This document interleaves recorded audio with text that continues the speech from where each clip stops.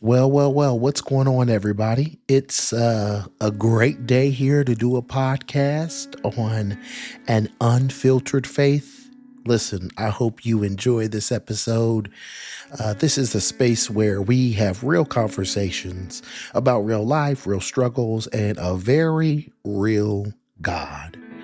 If you didn't know, I'm your host, and my name is Lateef, and today we're going to be sitting in something a little heavy.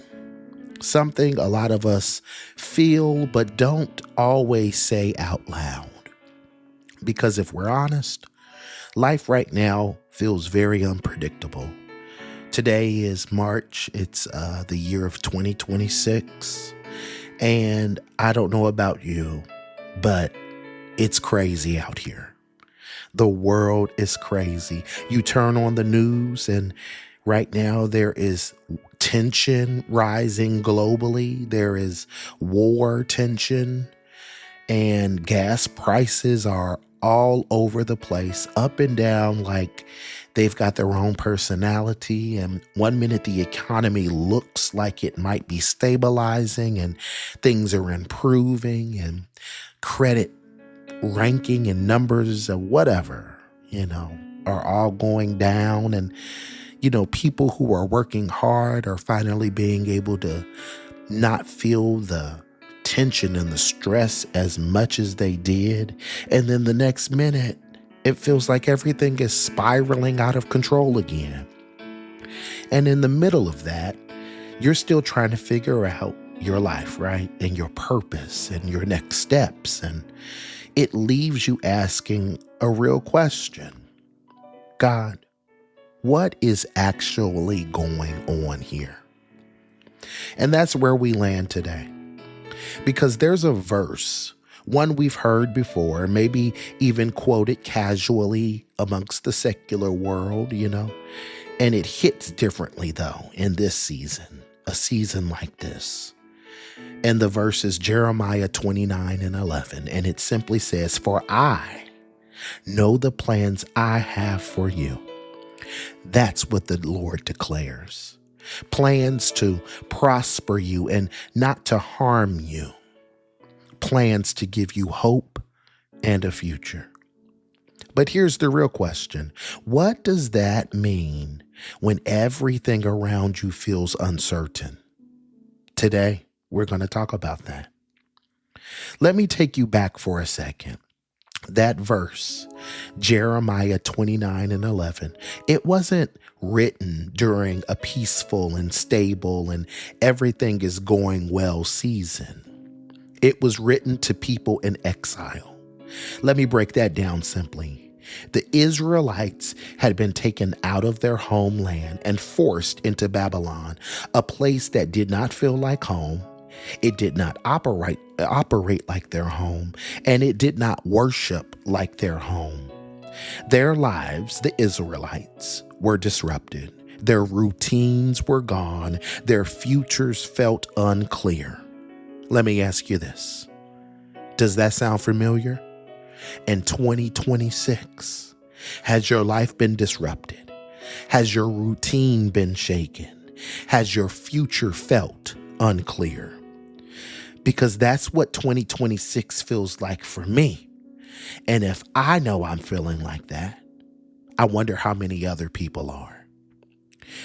We're not in exile geographically per se, but emotionally and mentally and spiritually, we are. We are. Some of us feel displaced. And let's be real, some of us have been displaced. Like life is not what we expected it to be. Like the world is shifting faster than we can adjust. And in that exact moment of instability, God sends a message. I know the plans I have for you. Not you know. Not the economy knows. Not the government knows. Not your job knows. Not your mother, not your father, not your auntie, not your uncle, not your best friend, not your husband, not your wife, not your kids, not your mama, not your papa. God knows. And only God knows. So let's sit with this for a second, because one of the biggest sources of anxiety for many right now is not just what's happening in the world and what's happening around us. It boils down to this. The biggest source of anxiety right now is the lack of control. We don't know what's next. We don't know if things will get better or worse. We don't know how stable things really are. And when uncertainty increases, that's where fear fills in the blanks. Let me take you on a sidebar real quick. What uncertainty does to the mind is crazy. When the brain can't predict outcomes, listen, it shifts into survival mode. And that's when you start overthinking things.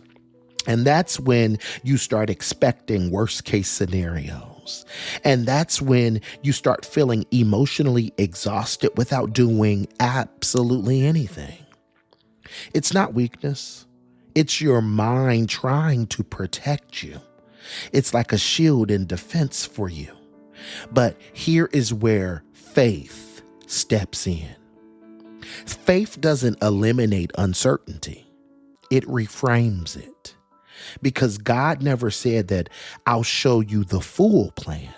My goodness, wouldn't that be nice if you knew every single thing that you were going to face ahead of it? God didn't say that he was going to show you everything about your life fully. He said, I have the plan. I have the plan. That's a different level of trust right there. And here's the part we often skip. In that same chapter, Isaiah, God tells the Israelites, build houses, plant gardens, live your life. Wait, live your life in this chaos and this uncertainty and in this new land? What? You're telling me that in the middle of displacement and instability and uncertainty, to build a house, to plant the garden, and to live my life? And the answer to that is yes. God was still telling them to live, because purpose doesn't pause just because the world feels chaotic. Let me bring this home for a second. Some of you are waiting for life to feel stable before you step into your purpose, and before you start that idea, and before you start to make that move, and before you fully trust God. But what if stability isn't the prerequisite? What if obedience is? See, God's plan is not fragile. It doesn't collapse because gas prices rise. And I don't know about you, but if you're not driving an electric vehicle, or you are not using public transportation or a bicycle, then you're driving a car with gasoline. If it's not an electric vehicle, like I said, and the pumps at the prices are out of control. Not only to my pocketbook, but look at the data. The gas prices are at an all-time high over the last 3 to 4 years. But let me bring us back. His plan is not fragile.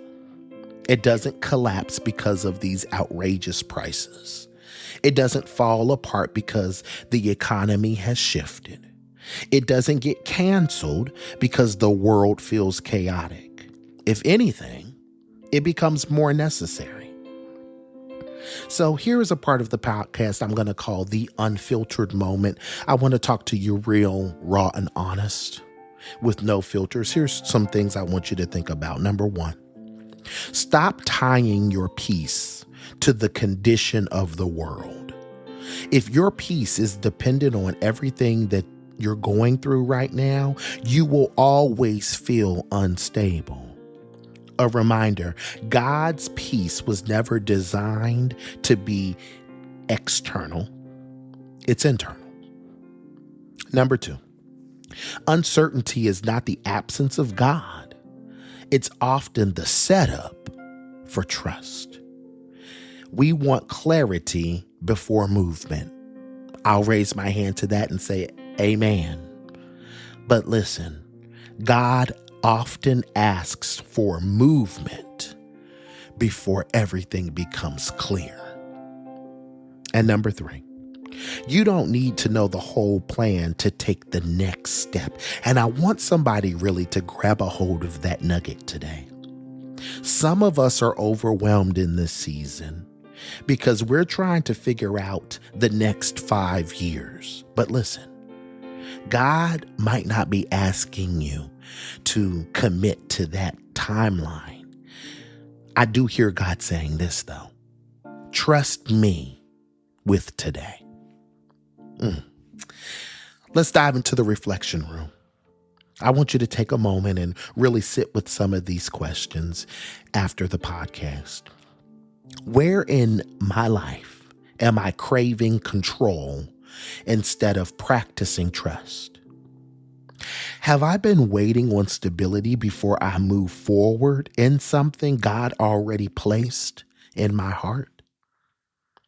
And what would it look like for me to believe that God's plan is still intact in the midst of all of this chaos, even now? Here's some professional guidance for you. I want to get grounded in some practicality because faith and mental wellness absolutely go hand in hand. When life feels unpredictable, I need you to, number 1, narrow your focus. Don't try to solve everything. Focus on what's within your control today. And even more so, focus on what's in control right now in the moment. I need you to limit your intake, right? Constant news and social media will heighten your anxiety, whether you want to acknowledge that or not. I don't want you to operate in the darkness, though. So I say stay informed, but find that balance so that you are not overwhelmed. Here's another thing. Create small anchors, daily routines, daily prayer. Make sure you journal and are intentional about getting out and exercising and movement. You know, those things will help to regulate your mind in unstable seasons. And then I want you to listen to this. I need you to reframe your thoughts. Instead of saying everything is falling apart, why don't you embrace this? I don't know everything right now, but I am still supported. I am walking hand in hand with a God who loves me, who knows me, and who is deeply concerned about the path and my way forward. I want to go ahead and close right here. I want to leave you with this. The same God who spoke to people in exile, the same God who gave them hope in uncertainty, is the same God over you right now. That's the same God that is in the midst of the confusion. That's the same God who created the stars, the moon, and the sun. That's the same God who has made ways where there seemed to be no way, time and time again. Nothing about this season catches God by surprise. Not the chaos, not the instability, not how you feel, not how I feel, not what the president is doing, not what the economy is saying, not the questions that we all as Christians are carrying. And even if you can't see the full picture, I need you to stand firm in this. Remember, there is still a plan with purpose, a plan with hope, a plan with a future. So no, You may not have all of the answers, but you do have something stronger than the answers. You have assurance. And sometimes that's enough to take you to the next step. Father, we love you, we adore you, we honor you, and we trust you with all things. God, would you calm our minds as we move into this next season? Although we don't know what is going to happen tomorrow, we don't have to hold on to anxious thoughts and racing thoughts that try to overtake us. God, bring us back to you. We want to stay seated at your feet, Lord, to worship at your feet. God, we will do all things in our power to limit the unnecessary noise that we're surrounded with. God, we honor you. We keep our eyes on you, God, and we turn back to you, Father, Abba, provider, the one who makes ways out of no way. We can trust you and we can call on your name, and we know that you will respond. Because you're a God of your word, and you said that you would be with us as we navigate all things in your name. And so, family, that is what I have today. It's my hope and my prayer that you take something from this podcast and you really sit with it, reflect on it, and let it change and transform your mind so that you can grow and be better. You don't have to be the best, but let's continue to grow in our walk, grow in our faith, and grow in our relationship with Christ. Not 5 years at a time, but day by day. Family, be blessed. I hope you enjoyed this podcast, and make sure you check out other podcasts that I've dropped on this channel here. Know that I appreciate you and I love you, and there's absolutely nothing that you can do about that. May you continue to walk with the Lord, and may his face shine upon you. Be well and be blessed.